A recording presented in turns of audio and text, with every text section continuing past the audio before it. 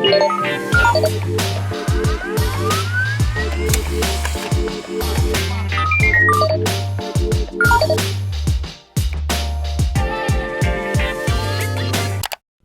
everybody, great to see you. Thanks for coming into the Inc. podcast. It's fantastic to have you with us today. I'm excited about our topic, and I know there's been some challenging times both in New Zealand and the Australian markets, and it's a great chance for us to be able to have a bit of a conversation about what's happening, share some thoughts, share some insights, and to be able to get you to have a look at Jonathan's black eye, because I must admit I have been conversing with Jonathan over the last week and hearing about the dangers of playing contact sport, and Jonathan has definitely taken the brunt of it on the eye, and I've been hearing the stories about it. But I'd like to welcome in my good friend Jonathan. It's great to have you, mate. And how's that eye? Was it on the mend, is it? Coming along, yeah. Oh, this one, it is. Didn't even know. Oh, yeah, yes. Oh, ouch. Yeah, it's a good job. It's a good job. It's all colours of the rainbow today. So here we go. We'll give the viewers, if you're listening, just imagine a very, very black eye. But if you're watching, here we go. There we go. Contact warning. Look at that. Oh, is that what a hockey ball does? Yeah, it sort of hit me on the side there up near the eyebrow, and then it's just sort of filled up everywhere else. So anyway, we move on. That'll do. I was a very lucky boy. No stitches, no broken bones, no lost teeth, no eye damage. Just a loss in the game, sadly 3-2. But I blame COVID. You're back into it tonight, though. Blame COVID. Everyone blames everything that goes wrong on COVID. I'm blaming COVID. It's made me a little bit slow and a bit fat, and didn't quite duck enough when I should have weaved. There you go. But you're back into it tonight, though. Back again tonight, but yeah, you know, it's I'm just easing into it. You know, it's like I did have COVID. For those who don't know, I had it just over Easter. The whole family came down with it, and despite being triple vaxxed, I would recommend that you don't want it. It was nothing short of horrendous. Definitely no laughing matter. Definitely not just a flu. I know all the anti-vaxxers in our listeners, Darren, all your Lord of the Rings friends that live in their caves down there are going to be jumping on me right now. But I'm almost questioning how bad could it have been if I wasn't vaccinated? Because it was brutal. And to be honest, a month after getting it, I'm still a bit sluggish. So using words that aren't in your head. Decision making is more difficult. It takes more brain power to do simple things.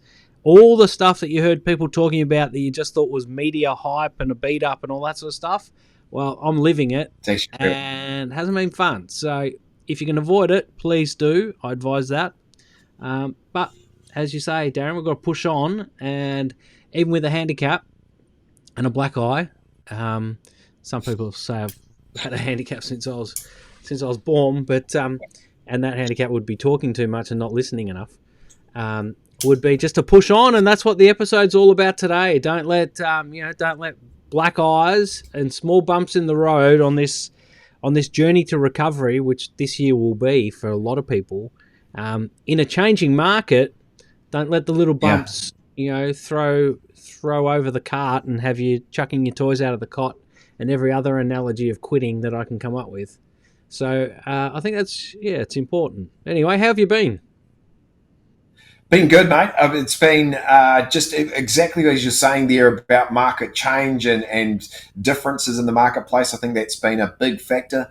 And we were lucky enough a couple of weeks ago to be able to hire a camper van and go for a bit of a tiki tour around around the North Island of New Zealand, and have a look at some of the spots in sort of rural and regional New Zealand. Definitely challenging times, mate. And the world has definitely changed a lot from where we were 6 months ago, and people are very conscious and wanting to have conversations around those sort of things. So for me, it's been just a real awareness of, hey, the world is changing and we are in a different environment, and we just have to make sure that when we're in our businesses, we have to be aware of those changes so that we can make better decisions about where we go next. So a bus trip around New Zealand, that would have taken about half a day? Well, it was 5 days, mate. It was like we got to see some of the high spots in New Zealand that not many people You stopped every 5 kilometres. It took 5 days. Let's just say I drove a lot. Put it that way. Oh, yeah, it would have been beautiful too, no doubt. That was awesome. That was No, real good. no annoying tourists. You would have had that all to yourself. Yeah, it's been amazing. But the border's opening up and the world's getting going, and we're even looking at getting me on that plane across to that country of yours. So I'm looking forward to getting over there a bit more. So it'll be great. So maybe we do one of these for both of us being in the same room. That'd be awesome. Yeah, look, I'd love to do one in person for sure. That would actually be the first time that we've met in person. Yes, actually, which is it's unbelievable. It's like 3 years more. Yeah, true. That's crazy. Like, it's more than that. Yeah, it is 3 It'll be 5 years, Neil. We've never met. That's the power of this, right? That is the power. I tell you what, that's exactly the power of this. That's right. So we are going to do one of these live. We are going to do one live. We'll probably get to the end of the episode not like each other because I'll have a tick that you can't stand, and you'll probably chew your salad with your mouth open, which I can't stand, and then it'll be all over, and that'll be the end of Blink. We'll stop on episode 12, the live event, and that'll be it. That's gold. I love it.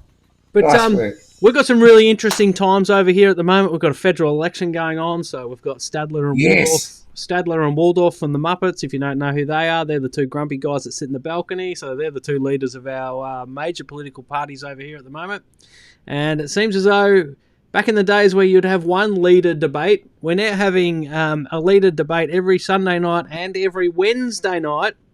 And in between those debates, we've got ministers debating shadow ministers in between. So it's like a constant 24-hour cycle of people just being cranky and arguing with each other, and no actual innovation or clear message or progression for this country at all. And it looks like we're going to be controlled by some what they call teal minor parties or minor independent candidates who have got their own agendas. And again, we're going to be stuck in another 3-year cycle of making no decisions to move anyone forward. And that, Darren, on this circus that we run in with our political system here, it's the power of democracy, but also the curse of it is that people get nervous. And we've had an interest rate rise last week. People get nervous. That affects a lot of the industries that we work in and around retail, real estate, automotive, mortgage lenders. All these things are affecting them. And the thing is, when people get fear or people aren't sure what's going to happen, they choose to do nothing. And that's not only from the customer point of view, it's from the business point of view too. And I think the message that you and I want to talk about today is, what should you do? I mean, it's pretty obvious when we say it, is do something. Keep doing, keep moving forward, keep working hard. Never before. But what is that? I mean, never before. You think about how ludicrous it is, and people do this all the time. And I used to do stories at it when I was a journalist. Like, who would sell their house on election day? On the day that you go to the polls. And it's like, well, you should actually sell your house on that day, because other people don't, because they think a changing government's going to change the price of your house. A changing government has never changed the price of a house. Ever. That's it. But, hey, if you live near a school, if you live near a community hall or a church, put your house on the market and auction it on polling day, because guess what? There's 400 extra people across the road buying democracy sausages and ticking boxes and leaving rude words on ballot papers because they're really frustrated. But you know what? They might have a pocket full of cash and be looking for a house in your area, and they walk past your auction and bang. And even that, if you're not the vendor, you're the agent, well, all of a sudden you've got your board and people will drop in and watch your auction and watch your action. And if you do a job that's really good, guess what? You might have 3 or 4 people who wouldn't normally be there who you plant the seed in their mind of, you know what, I might sell my house if you're going to be able to sell it for that price. And look how good that guy or girl was. Put yourself out there, and then the opportunities come. So this whole, there's a federal election, let's sit and wait, is ludicrous, particularly I think in both Australia and New Zealand, to be honest, where our opposition and elected governments are really pretty similar. We're not dealing with great differences in ideology. We're we're talking, okay, one leans towards the workers and then the other one leans towards the business owners. But at the end of the day, 95% of what they do is they're all doing it the same.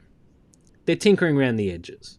Unless you're a big employee, then maybe there's some changes to deal with. But I just think that's a real interesting topic for us today, which, let's keep it in the theme of the black eye. Don't let a black eye cause you to quit. And That's how are we right. going to avoid that today? So what are the 3 things that are going on at the moment that are affecting people's decision-making? Well, I think number one for me is that there actually is a market change. And I think this is a key thing that people have got to be realizing, that there is actually a market change, right? The market has moved from where we were. There was a lot of volume. There was a lot of stimulus. There was a lot of push from that government environment where they were putting money into our economies, which really fired the environment up. So yeah, we are definitely starting to see how majorly that did have an effect on our economies, but also when you take that stimulus out, how much it's eased back. And I think that's been a major factor that we've got to be thinking about. Also, in terms of customers, this is the other side of the coin, is when you're getting that sense that there is a change, a lot of people, as you said, will put their hands under their backsides and not do anything, not change, not move, not do anything, and just wait. And I think that's a lot of the market experience that we're seeing at the moment, is that there is the sense that there is a change. And with interest rates maybe sneaking up a bit, because remember, these interest rates have been at historical low levels that we've never seen in our lifetimes, right? So we're in a situation where we're coming from extreme lows to moving up to what you would call more moderate or normal interest rates, which I still go, we're still in great rates. We're still in great opportunity times. I've got a really interesting story with Eliza, my youngest. She's never lived through an interest rate rise.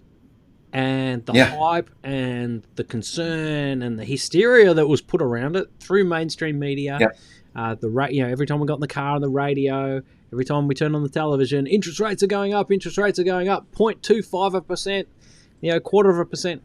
She actually, in the end, at dinner, she was a bit quiet, a little bit teary, and she just sort of, she looked at me and she said, "Dad, they said interest rates are going up. Mortgages are going to cost more.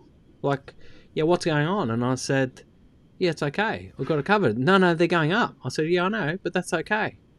I said, because they're going up from, basically in this country, under 1% to, I don't even know what it is. It's that small. I didn't even look. I think it's like 0.75% we've gone to. And I said, and I had to explain money to them and say, you don't buy into this hype. It's not that bad. We're going up 0.25%, which is going to cost us maybe an extra, the average person, extra $20 a month on their mortgage. But what you've got to understand is that when we got our mortgage or bought this house, we calculated on interest rates of 10% on whether we could afford it. And so we're calculate how many? 40 rate rises away from even breaking even to where we thought, okay, that's what we can afford. And that's, what people have to understand. Sure, there are going to be people. There are going to be people who have borrowed right to the limit. They call them the lying loans. The people who have lied on their loans to get the swish house. We saw it in the GFC in 2009. People would go out buy the wacko house, and then the bank would say, "Hey, you know what? Why don't you get a new car as well?" And they'd go out and get the Holden HSV Senator, and they'd put the $80,000 Holden Senator in the garage as well in their 3-bedroom house, and borrow $600,000 or $700,000, which back then was a lot when you're only earning $60,000. But the problem was, as soon as they drove the car out of the yard, the car was no longer worth $80,000; it was worth $60,000. And then the GFC hit, interest rates spiked for a little bit, and your house was no longer worth $650,000. It was only worth $500,000. So if they sold, they were taking a hit. But that's the market. You don't always win. What you've got to do is... the thing is, but the thing is, you've got to remember, is when a bank does an approval for a loan, they don't use the interest rate that they're giving you. No. They always put a marginal rate in place. So we've just had an increase because our marginal rate that banks were assessing on was about 6%, right? They've just gone to 7.2. So they're assessing loans at 7.2. The actual rate is only 5. Yeah. So they're building in a protection for every loan that they do. So they know, because the worst thing that a bank can have is delinquent loans or mortgagee sales. That's not good for the bank. So they will build in a sense of protection around that. So what we're seeing in the marketplace at the moment is this sense that there is market change, and it's been definitely hyped up in the media about using interest rate changes. In New Zealand, we have a very low unemployment rate at the moment, and we're struggling for labour. So that's adding to this problem. So because of those factors, we seem to be sort of really, number two, which is catastrophizing this whole situation, right? Yeah, it does. We've got these. Right, we've got this situation where we now got all of this hype around what's going to happen, and then we start to now think, oh my God, this is the end. This is where the world's going to crash. We're going to have a property market crash. We're going to have a car value crash. We're going to have all these crashes because this is what's going to happen. And we're looking at the worst case possible scenarios. But realistically, what are the underlying fundamentals of both markets? And this is the piece that I look at is going at the moment is and let's look at real estate, for example. Here's a good one. So we've got lack of supply. What was that? Is that your phone going off? No. Oh, sorry. Proceed. Okay. We've got lack of it's not supply. the bloke, mate. Oh, don't tell me it's the bloke outside on the balcony, still going, sawing things. Yeah. Seriously, I'll get you a photo. Seriously, he's been going. Mind you, we're in the the touch-up stage. We're in a touch-up phase now. We're almost finished. The scaffolding's gone. Sorry, Darren, I've distracted. I can't believe. I can't believe that George is still out there working on that balcony. Like that was last year. Yeah, I know. We're still going. So the thing is that I'm going, like, look at the property market in New Zealand. We don't have enough houses, right? We've got high demand, but we don't have enough stock, right? So this is the factors that I underpin your economy that go, actually, this isn't going to tank. The world isn't going to crash. We've got demand. We have got a lack of supply, which will continue to keep prices reasonably stable, right? It's just that we've got to keep thinking about actually putting this and keeping this in perspective and not thinking that the world is ending. Yeah, I think that's really important, is that there's a couple of pockets that might get hurt. And there's a couple of pockets, I'd say, inner city apartments in Melbourne. There's too many of them. Right. And there's no international students to fill them because they're just not here. Yes, there you go. So that's one thing. There's no city workers in there, so then maybe if you're a commercial leaseholder, you might be at risk of losing your tenants, so that could hurt your rent roll there. But I think if you're talking home values and property values, there might be a dip because of what we're going through, like a slight. We might lose 3% or 4% for a few weekends. Oh, maybe 6 sorry, months, that's right after your house went up 30% in the last 12 months. Correct. So, it's not always going to be going like this. It might flatten off a little bit, but it's still going to be going like, history tells us that properties still go up. And, I remember my dad, he said to me, "Oh, just buy property," and I did. Like I've got great. I wish I bought more. And I'm at the point now where it's like, you know what? In this next little dip, I'm going to buy more. Let's buy something. Yeah. Because it's going to go up. There's going to be people who are going to live in it. But this is where you're not catastrophizing the issues, right? This is where you're not digging yourself a hole and then hitting yourself with a spade, right? Because you're going, actually, realistically, I know the fundamentals to these markets are still strong, and we just have to go, this is a moment in time that we have to work our way through. I think also, market change. We go back to point number one, market change, right? Market change is the opportunity for the strong to stand out. Now, if I was in real estate, if I was a real estate agent, an actual agent, buying and selling agent on the hustings, trying to get signings, I would welcome a tougher market, because you know what it's going to do? It's going to weed out the numpties. It's going to weed out the guys and girls who've just been coasting along and stealing listings off you just by luck because they're falling into them. And then they sell that house at a good price, which nothing they really did that achieved that other than there's demand. And then they fall into another house because the person you worked for refers you. And on you go and on you go. And then these lazy workers are taking the work. So you know what? Yep. Back yourself. Back yourself in market change. Don't catastrophize and say, you know what? I welcome it being tough because I'm tougher. I'm going to cop a couple of black eyes. I'm not going to get all the properties, I'm going to cop it.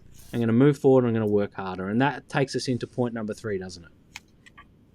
The macro. And number 3 is very much about those macro decisions, right? So a lot of people, when they get themselves into these tough situations, they start to make these macro decisions. I'm going to change industry. I'm going to leave this job. I'm going to close down my business. I'm going to go back and go from self-employment back to employed. I'm going to start, and I just want to go, hold on, just wall it up a bit, just relax and take a breath and say, let's just understand where we're at. This is a moment in time. It's going to change. And the big line I use often here is the market changes, but the market always is changing. That's the nature of the beast, right? So what you got to be thinking about here is going, actually stop making these macro decisions and start looking at the smaller ones that within your business, within your industry, within your organization, and go, actually, these are the things now that I have to make a decision on. These are the things that I can change and tweak and move in to actually position myself differently in my market sector and attract more business. It certainly gives you a way better opportunity to gain from market change than all of a sudden have to leave the industry. So definitely makes a big effort to be up stopping that big macro decision, that's for sure. I think there's a real interesting strategy when it comes to macro, particularly if, look, take it for example, whether we're in real estate or automotive or whatever, you've got the lazy salespeople who have survived the last, whatever, little mini boom, COVID boom, we'll call it, right? Yep. I would start planting seeds about making macro decisions into the numpties, as I'd call them. I'd say, you know what? It's getting tough. I've been here before. It was terrible. It was awful. You should actually think about going. Oh, that's cruel. You're so mean. No, get them out of there. And if you're a business owner, get them out of your business. And you know what's even better than getting them out of your business your own way is having them decide that they want to get out of your business, because it's a lot cheaper. Let's be honest. And we're shooting from the hip here. Okay. I'll give you the 3 key areas here, right? And if you pick these up, I tell you what, you'll get an understanding of how to pick this within your teams. Because what I've been talking about, regardless of industry, is having to think about this. Did your team gain more success in the marketplace from market activity? All right. Was the market driving your business? Did the market volume drive your business? And is that where you got your opportunities from? Because if it is, right now, that's changed, right? So this is the bit we've got to be thinking about. Number 1 is, was market driving your activity? Because if you let the market drive it and all of a sudden the market volume falls away, you can be left carrying the baby, right? And this is the bit we've got to be thinking about here, is going, right, I've got to make sure that I've got some clearer plans here about not letting the industry or the marketplace drive your business success. Mm-hmm. The second group is the personal activity. So this was a whole lot of people that were in the industry that realized, hey, the market's going great. So if I increase my volume and do more, I actually get double the success, because the market is helping me generate more business, right? But if I also increase my activity volume, I'm actually getting a double whammy there. So they're actually able to really show great success, but also buy the Maserati. But with that point, what you're saying is you're just increasing your activity within your given network. Yeah, that's right. Because you increased your activity, you actually created activity on top of a busy market. So all of a sudden you got great leverage, right? And you were absolutely gaining a heap of success, right? But the challenge is, what's happened to those people? Well, actually, as long as they've kept their activity levels high, they're doing great still. Yeah. Because even though the market's fallen away, their activity level's high, they'll still be doing fine, right? Because they're generating the opportunities. Mm. And then my third group that you need to be thinking about is those that changed the market or changed their business model in the market when it was booming, because they took on a PA. Well, Darren, I took on a PA because I was so busy, I needed someone to help with the paperwork. Actually, I became even more busier then, because I was doing more prospecting and my PA was taking me away from the admin. Then I was able to generate so much work that I've taken on an assistant, a sales executive. So now I've got a sales executive, I've got a PA, and I've got me running my business. And now I'm gaining huge success because now I'm leveraging different roles and leveraging different opportunities. So what you've now got, those people, as the market cools off and pulls back, guess what? They're still doing okay, right? Because they've got volume in their business. They've got specialization, i.e. people who are good at what they're doing and the roles they do it. They're actually able to push through these times and as a team still gain lots of success. So for me, those three areas, like if I'm in a business where the market activity drove my success, you could be right now in quite a tough spot because that push has actually gone, right? So you're now relying on your volume of activity to be successful. And I think yes. I think yes, yes, and yes to all three of those. And I also think that if we're looking at real estate in particular, there's been an influx of real estate agents. Because it's been booming, that's the thing. It's not just the property market that boom. When the property market's booming, employment in the property market booms because in times of change, people sell, they upsize. There's more people wanting to come back to Australia and New Zealand, so there's more people hunting, so there's more phone calls to answer, so more people get employed in the industry. So at the moment, there's a real push that if you want to stay in it, you've got to do more to remain there.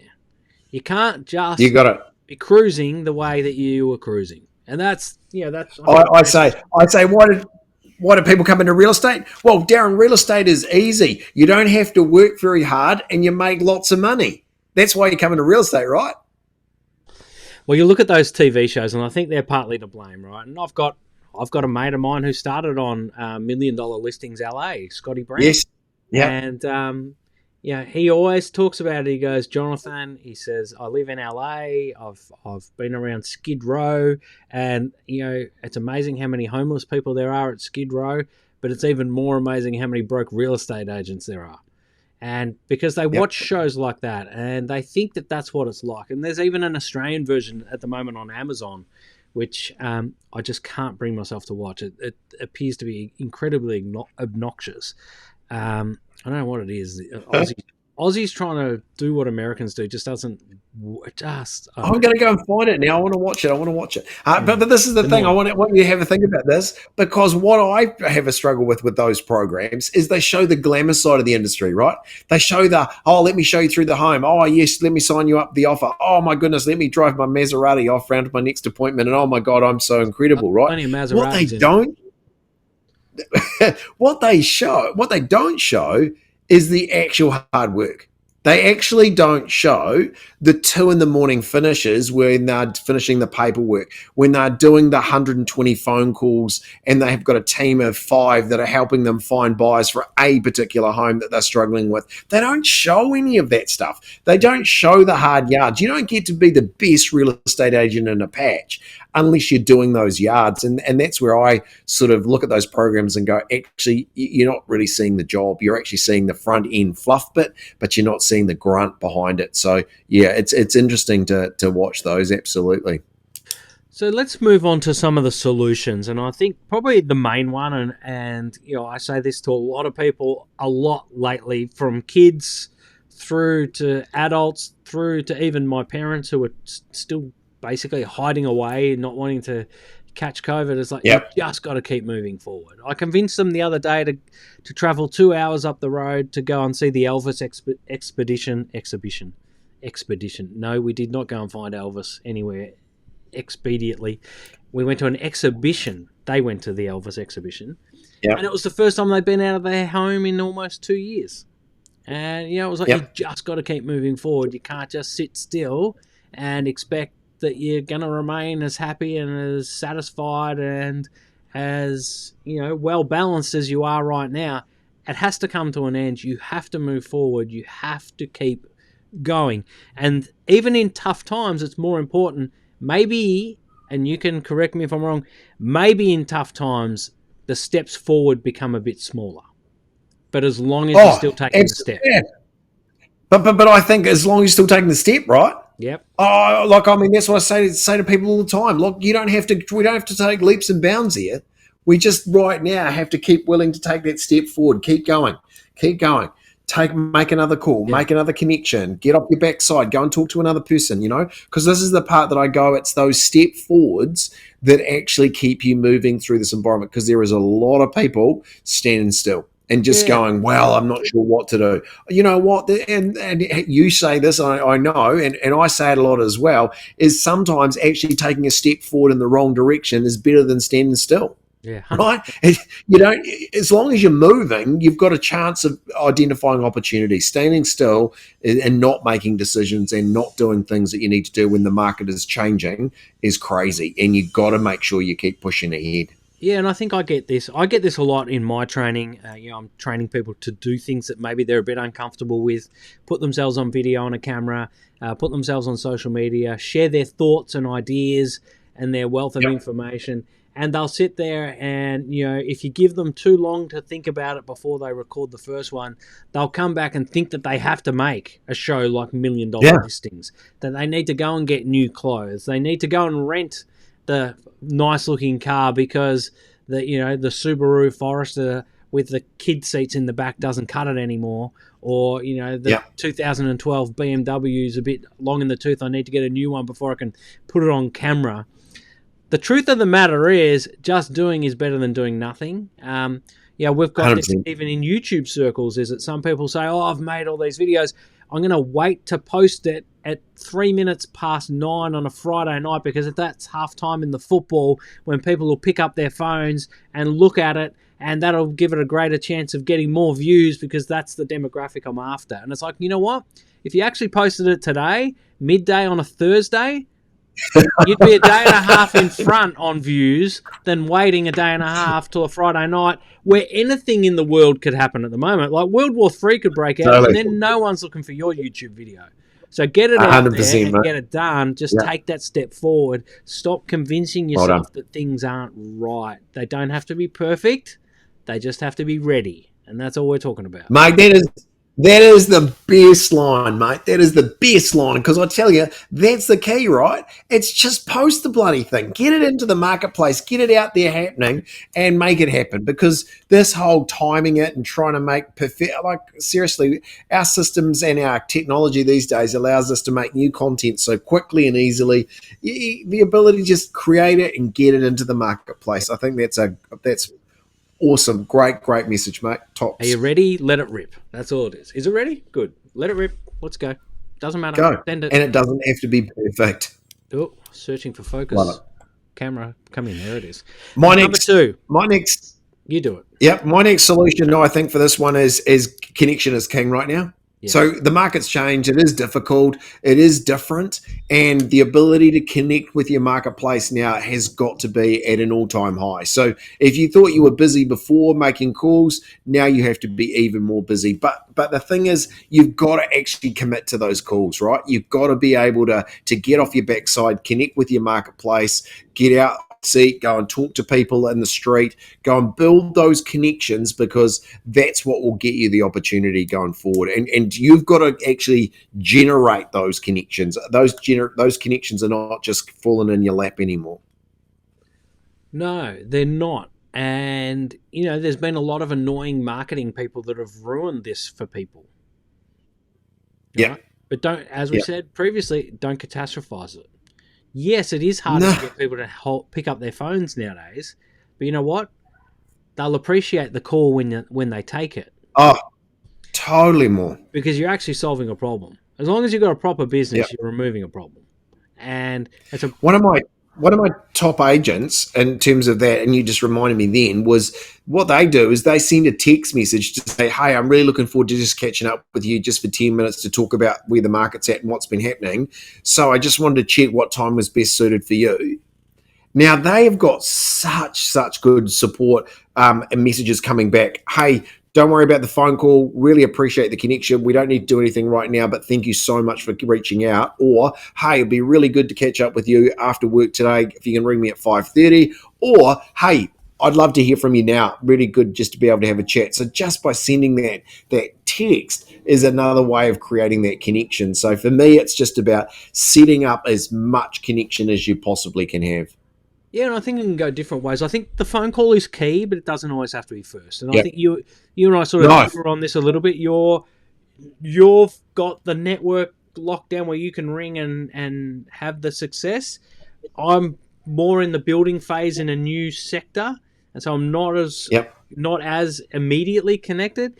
But I've got a Jonathan, strategy. those people in your marketplace need to start realizing that the skills that you bring from those other industries into the industries you're now talking to have got to grab onto you, mate, because those are the hot topic items that people are looking for support and help in. So you just got to get you in more around those building that content and building that market presence, because I still think you are the best in that market sector, and you just need to be in there in front of those teams a lot more. It's Yeah. crazy.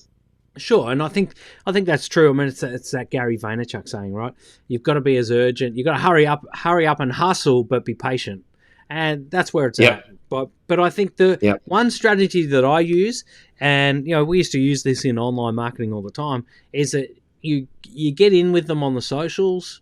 You don't try and sell them or pitch yourself right at the start. You just find posts that they're involved in, that you can be involved in, and you engage in an honest, real, relevant, and relatable way, and they'll feed back on that. They'll either agree with you or disagree with you, but you know what? You're actually introducing yourself to them digitally, and it takes you what? You could do it in 30 seconds, sitting on the couch with your phone in your hand, rather than scrolling through TikTok and trying to learn new dances or whatever the latest silly stuff is.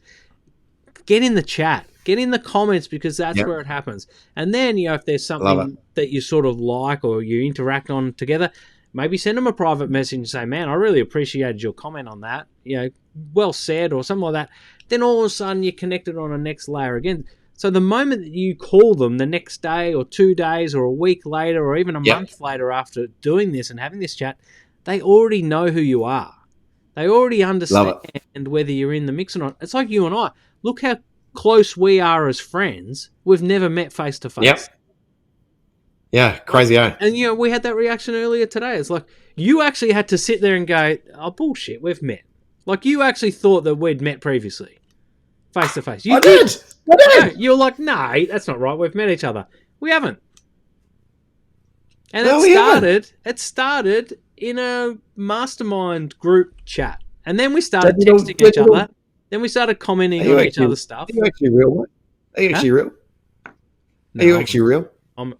You might be based in Thailand. I'm a robot. My back's just going flat.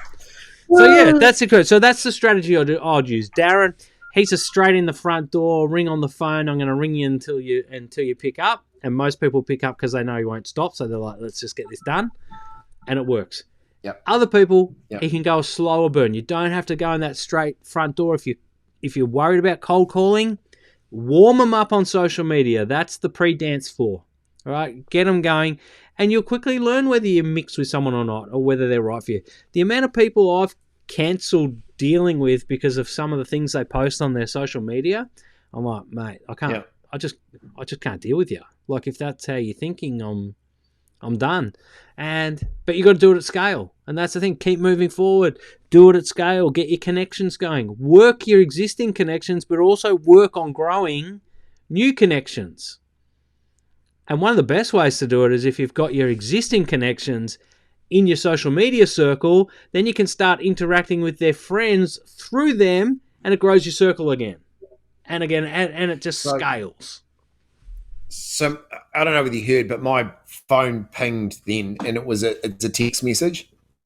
Oh. I did a coaching session with a client this morning, right?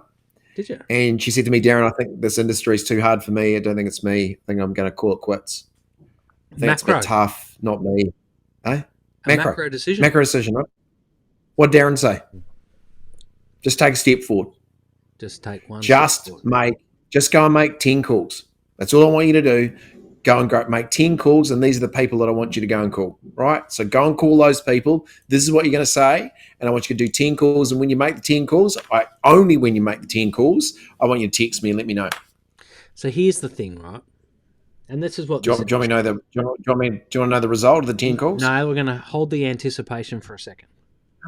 Okay, good idea. Let's build it. Let's do let's do the Walt Disney formula here, right? But I'm going to tell you what the result is. No, we'll get to it. We'll close the story loop. Always close the story loop, Darren. That's what we do here. Otherwise, the viewers would never come back because we'd annoy them. You wait till you hear. I've got this. No, don't blow it. Learning for everybody. Don't hold it. This No, is I'm the not going to difference, tell right? you. This is the Like, storytelling. you set it up. All right.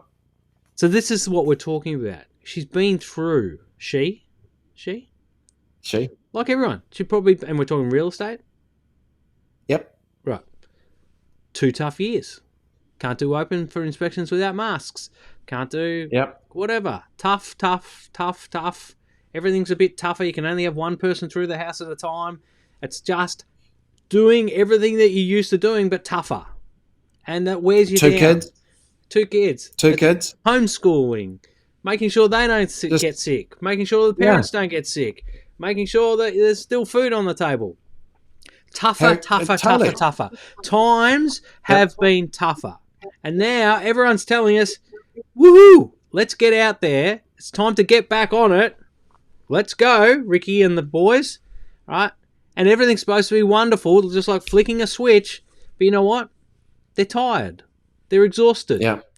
So what is it? Totally. Right? And so when you're tired and exhausted, what happens to a boxer when they're tired and exhausted? When they're tired and exhausted, they're more likely to cop a punch. They're more likely to get rocked by something unexpected. Something they didn't see coming. So when you look at this, I want to know, what is it that's rocked this client of yours to have her want to make macro decisions? And I'm tipping that it's probably something that if she'd had it, the same thing 2 years ago pre-COVID, it wouldn't have even been a bump in the road. And that's the point. And also it's anticipated result. So what I was going to achieve in this industry, how many vehicles I was going to sell, or how many houses I was going to sell, or what I was going to achieve, right, is an expectation. So you have that high expectation, but you got to realize that with market change and the lack of activity, then all of a sudden those numbers are just impossible to achieve, right? But that's my magic formula, right? Happiness equals expectations over reality. Yeah, exactly. Yeah, right? That's exactly. So if your expectations are too high compared to reality, you're not going to be happy. No. And that's the thing. She's come out of this, and a lot of people are coming out of this because the commentary, the social commentary in the world right now is, we're opening up, everything's back. Hello world, here we are. But you know what? Yep. The reality is we're still getting back on our feet. And while we're still getting back on our feet, you can cop a black eye, but don't let it be the reason that you quit. It's just a bump in the road. When you love it. Yeah, it's like the drop in house prices. The drop in house prices because of a small interest rate rise. Everyone's like, "Oh, I'm getting out of property. I'm going to put all my money in shares." Oh, really? Really? Go back and check what your house was worth in 2020. Oh, sorry, in 2000 flat. Then go and check what your house was worth in 2010 and the little blip that it had there with the GFC. Then have a look at what it was worth in 2015 and then 2020. And then tell me if you're prepared to chuck it all away just because it dropped 4 or 5%. Yeah. It's true, man. That's true. And this is why today's message is so important, right? It's so important for people to get their heads around this. This is not a flick the switch, we're all back going again. This is hey, just keep moving forward, create a plan, and make sure that we're getting out there and connecting more with the marketplace, because it helps. It really does. And I think we've been hit with such a big bat. COVID was a big cricket bat. It hit us all in the back of the head. Bang. Yep. But what we're going to get on the way out is little knocks and bumps and bruises and scrapes and scars that we haven't seen coming. Little ones. Yes. Yeah. But we're just more hyper sensitive to them. And so absolutely. What I'm sort of saying is don't quit based on the little ones. Yeah. Wear your battle scars. Wear your black eye as a scar. Yeah. I made a video about this last week. I could have sat here for the last week and said, you know what, I'm not going to make any videos. I'm not going to make any video calls. I'm not going to be on any live streams because I've got a black eye. I'm not going to go and see clients because I've got a black eye. You know what? The eye works. Totally. No different. I think you just score yourself tonight and you'll be back in it, mate. But you know what it does? Yeah, no, I'm not going to get another one tonight. But you know what it does? It's a talking point. I walked into Yeah, a totally. room with 2 or 3 other people. They don't do what I do. They think they do, but they don't. I walked into the room. One of them was all puffed up. You know, I'm Mr. Man. I walked in and took all the attention in the room. Yeah. Holy guacamole, what happened to your eye? Bang, come over here and let me tell you the story. I just scooped up Let me tell you a all the story. clients. Let me tell you a story. I gave them a big hug, and then within about 5 seconds of this black eye story, I turned it all onto them and about them. And the others were just I love sitting there it. just going, oh my God, he just took everything. It's like, no, Love no worries. Go make your macro decision and get into another business because I'm here. it. See you later. Now, what happened with Jenny? Let's call her Jenny. so 10 so calls. so 10 calls, 2 appraisals, 1 interested in selling. So what I do is go, if your success rate is 20% based on that, like, I don't know you, but if my success rate was 20%, I'll be making a shitload more calls than 10. Mate, we run online marketing campaign funnels that make $1 million in a month in sales. And their Yeah. conversion rate is less than 5%. There you go. And this is what I But go. that's the It's perspective, just being right? able to connect. Okay. But that's So the hold on. perspective. I'm But going to that's tell the you about. perspective that people have. This is happiness over expectations over reality, right? Right. That's the problem because they see these TV shows where they think, oh, look at Mr. Maserati, walks in, sells a $40 million house in Potts Point in Sydney. Oh, wow, that was easy. Why isn't it that easy for me? It's not that easy for you because it's not real. Stop And this is the catastrophizing. part, right? It's irrelevant.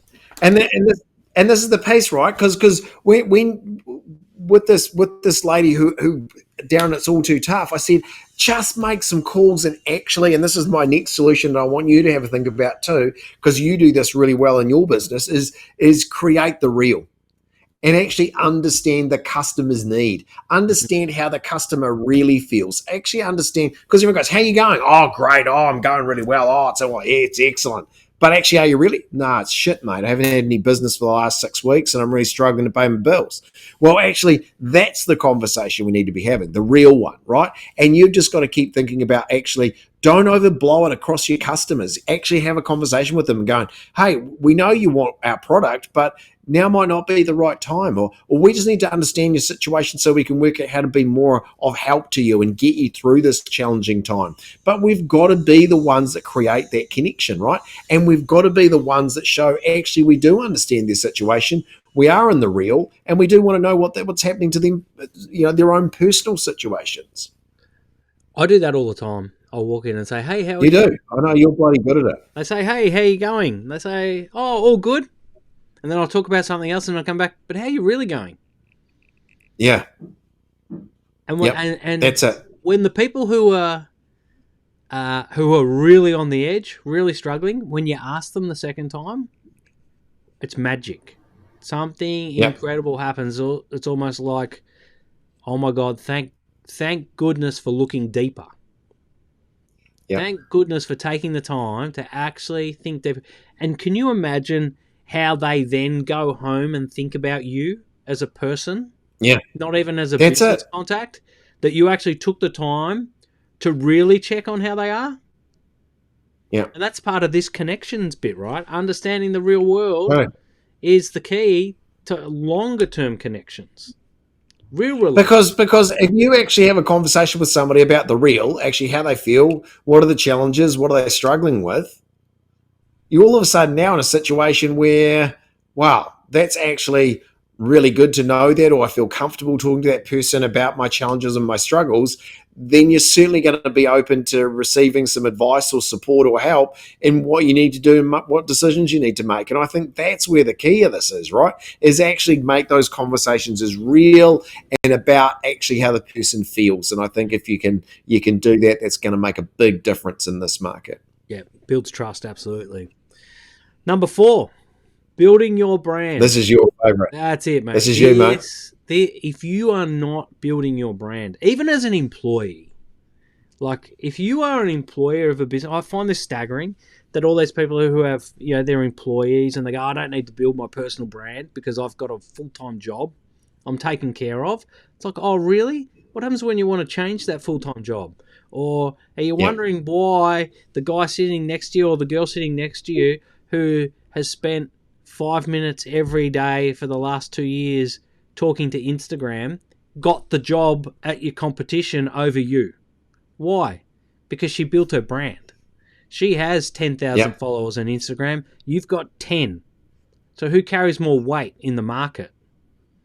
Yep. She Love it. does. She's a greater investment because she's got that following. She's built her brand. So you really do have to build your brand with people while there's less going on in the world.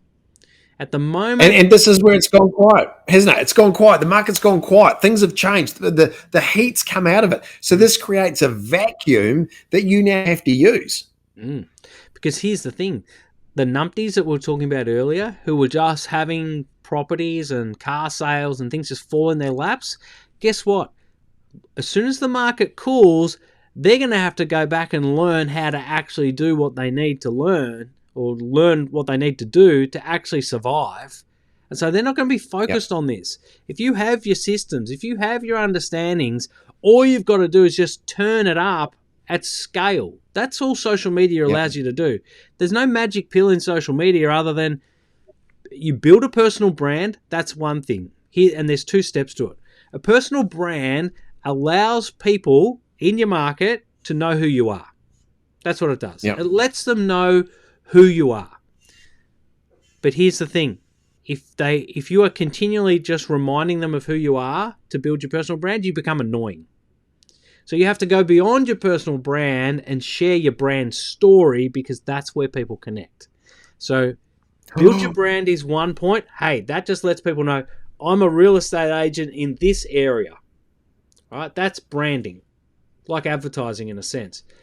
The next step, which is building the connection, which then leads to a relationship and trust, comes from sharing your story. And that's a completely different science. But they're the 2 steps you have to do. Start building a brand and then start working on putting out your story to increase the connection with your market.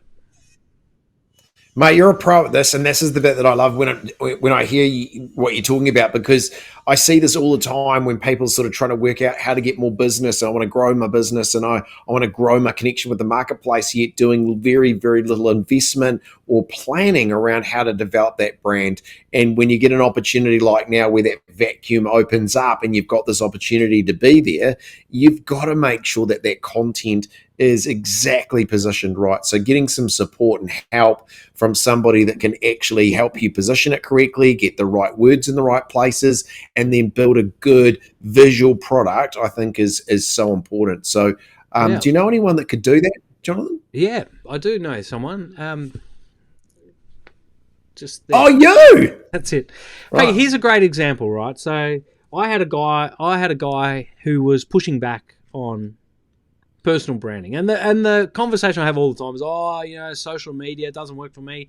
I get inquiries out of letterbox drops. I get inquiries out of sending magnets to people's houses. I get inquiries out of sponsoring the local footy club. Great, no problems with that. If it works, great.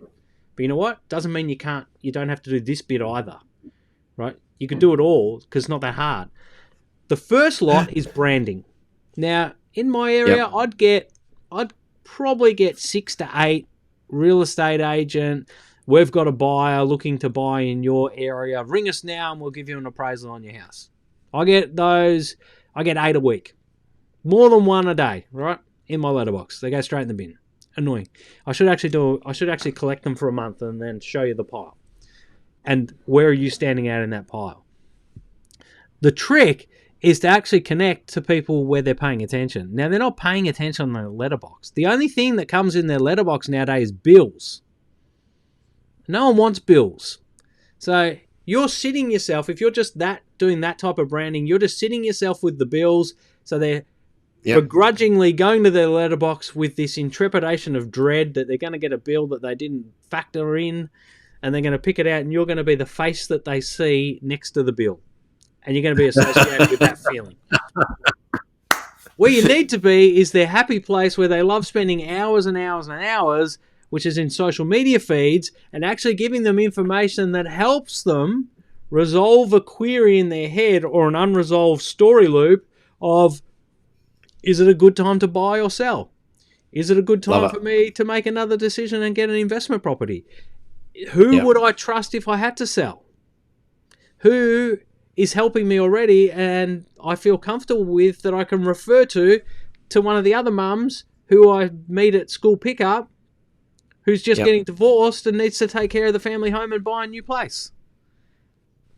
Here's a guy or a girl who I've got to know on social media over the last 4 or 5 months, seems really knowledgeable of the local area. When you research them, they've got Yep. good referrals, and they've just got a great, soft, empathetic manner about them. Or they're And a someone real to gun trust. who pushes prices beyond whatever. Whatever it Yep. is that your attributes are, don't hide them. Just let more people know about them by doing Love it. videos and written content and Yep. social media more than associating yourself with bills.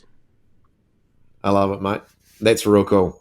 Yeah. Because you know what I think what you've got to get off the bat, and this is what goes into our fifth solution for this market, and I think this was the one for me that encapsulates all the others as well, is the ability to get across to your customers your insights and the opportunities or the best way or the best method to basically help your customers. Because for me right now, everybody, if they've got issues, challenges, problems, they're looking for people that have got some insights and some value of how to change the situation to get a better result. And I think this is where you and I, we get our busiest. We've got situations where people are saying, hey, can you come into our businesses and help us, because your insights and the way we can create more success is where the value proposition really hits the road. And I think right now, just being real clear that you have good insights, you have good value, you do know your numbers, you do know what's changing,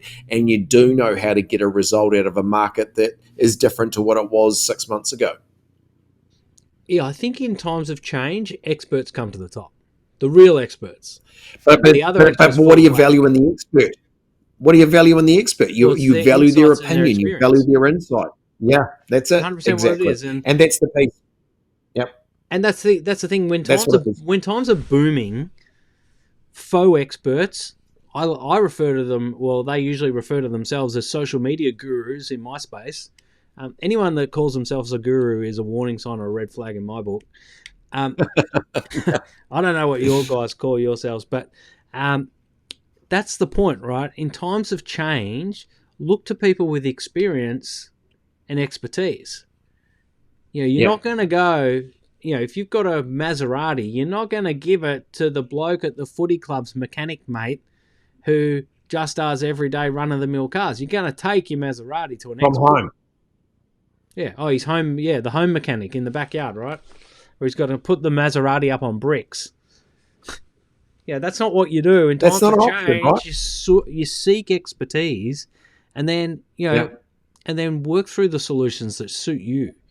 Now, if someone can make Yep. a relationship with you, then they're more likely able to help you make relationships with others. Yep. That's it. That's it. Why are people worried then? What's wrong? If they just listen to this, they're done.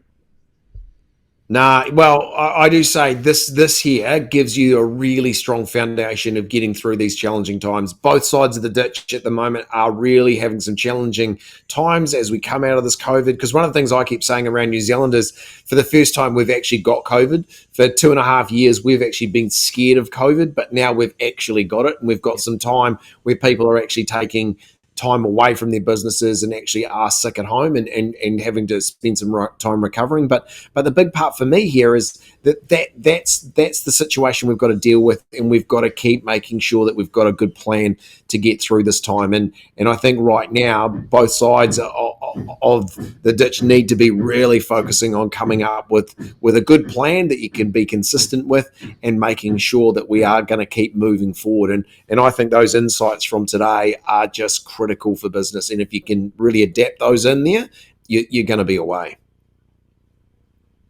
And the hammering away. That wasn't me with sound effects either, folks. That was actually George the Builder. It wasn't from still going. It's so true. It's so true though, Darren. Like, it's the same. We skirted around COVID for 2 years, went through incredible troubles, and now the secondary problem is that now it's running free. We've all had it. Now we actually got it. I actually got got it. right. But could you imagine being a business owner who all of a sudden, and this is where the rules are different in different states here in Victoria. So Victoria, South Australia, New South Wales, it's all different. So New South Wales, I think you need to be within, 4 square metres for more than 4 hours before you're considered a close contact. So essentially you've got to be living with someone. In Melbourne, Victoria, it's 2 hours. So if you're working, so then it sort of becomes office worker based. And in South Australia, it's 15 minutes. Wow. So you imagine you're trying to run a business. You're trying to run a real estate agency or a car yard, and all of a sudden one of your workers has COVID and doesn't know it until 4 days after they've actually started having it. And all of a sudden in South Australia, he spent 15 minutes with your whole workforce. Business is shut. Your real estate agent, who's going to handle the listings this weekend, who's going to run the auctions, who's going to make the calls, who's just going to, don't worry about business growth, let's just worry about handling the load we've got right now. And so they do that. With reduced reduced people. Yep. And then, of course, it can then take two weeks for it to run through your business because one person has it and then the next person has it. And that takes 4 days for them to get it and 4 days for them to get it. So it stretches out over a month. And then you get to the end of that month and everyone's finally coming back to work. And where's your business at? Your business has got a hole in it because you haven't been doing none of your staff have been doing any of that prospecting that keeps it going. The bills are still coming with a couple of magnets with the footy fixtures on them from the other real estate agents in the area. But that's what we've got to deal with here. These are the speed humps that we can't have letting you trigger macro decisions of quitting and getting out. Yep. Great conversation, mate. So good to be able to put this together and to be able to give some insights that I know will practically help self-employed business owners or business owners in general in leading their teams through this challenging time. So as always, if you have got some challenges or you want some support or want some help, Jonathan and I are more than happy to take a phone call to say g'day and talk through those. And if we can be of some help, we're only too happy to help. So once again, mate, thank you so much. Great to catch up with you and look after that eye. Good luck for tonight's game. Yes, I won't be going too crazy tonight. I think I'm just gonna cruise into easy hockey mode. Business is a bigger focus for me right now, pushing to the end of this financial year, and actually helping people who need it. That's the difference in the business, my business in particular, between where it is now and where it was pre-Christmas. Pre-Christmas, everyone was believing the hype that it was all going to be okay and just bounce back instantly. We've now reached start of May, and they're like, it hasn't arrived yet. Things are actually a little bit tougher still. So we're here to help. That's what we do. Let's go. Let's keep going. All right, mate. Another great episode. Good to see you all. Well done. We'll catch up with you soon.